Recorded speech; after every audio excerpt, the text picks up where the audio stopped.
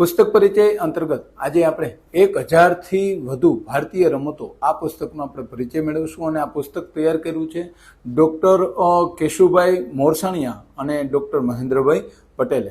આ પુસ્તકનો મુખ્ય હેતુ એ રહ્યો છે કે પ્લે એની ટાઈમ પ્લે એનીવેર, અને બીજો હેતુ એ છે કે બાળકને મોબાઈલથી મેદાન સુધી લાવવાનો।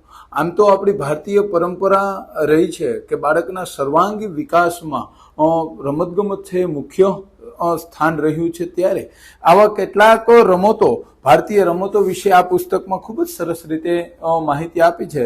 તો આપણે જોઈએ તો વિવિધ દોડની રમતો, આવા પ્રકારની રમતોમાં નવી જે બાળકોમાં દોડથી નવી ચેતના અને સ્ફૂર્તિનો એક અહેસાસ થાય છે, સંચાર થાય છે। ત્યાર પછી બીજા વિભાગમાં જોઈએ તો આપણે 2 ટુકડીઓની રમતો, આવા પ્રકારની રમતોની અંદર બાળકમાં પહેલેથી જ જે ટીમ વર્કના જે ગુણો છે અને જે સહયોગની જે ભાવના છે એની વાત થાય છે। ત્યાર પછી સાહસિક રમતો, આ પ્રકારના વિભાગમાં જે પર્વતારોહણ છે, ત્યાર પછી તરણ સ્પર્ધા છે વગેરે જેવી સાહસિક રમતો છે એ આ વિભાગમાં મૂકી શકાય। ત્યારબાદ આપણે જોઈએ તો ગાણિતિક રમતો, તો બાળકને ભણવામાં જે ગણિત વિષય નબળો છે તો આવું રમતા રમતા ગમત સાથે જ્ઞાન મળી રહેશે એવા કેટલાક રમતો અને એના કોયડાઓ ખૂબ તર્ક બુદ્ધિ, બુદ્ધિશક્તિ અને બુદ્ધિ આંક, આવી બધી રમતોથી બાળકમાં વિકસે છે। ત્યાર પછી અંગ્રેજી ભાષાની રમતની વાત જો કરીએ તો અંગ્રેજી ભાષાનો જે કંઈ વૈભવ છે અને અંગ્રેજી ભાષાનો જે શબ્દ ભંડોળ છે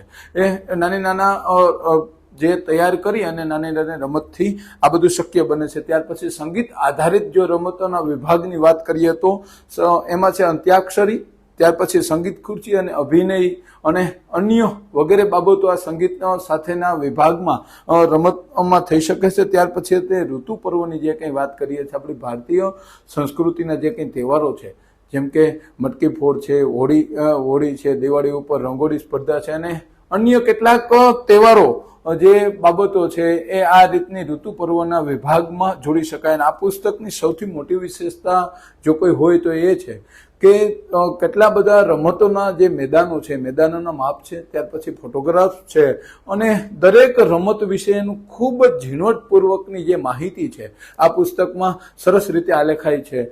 પરિણામે દરેક વ્યક્તિને આ પુસ્તક, દરેક બાળકને, શિક્ષકને અને દરેક વર્ગના અબાલ વૃદ્ધ સૌ કોઈને આ પુસ્તક ખૂબ વાંચવું ગમે એવું છે અને જીવનમાં ઉતારી અને પોતાનું એક સરસ રીતે પોતાનું શરીર સાચવી શકાય એવું એક સંદેશો આ પુસ્તક દ્વારા આપણે મળે છે। આભાર।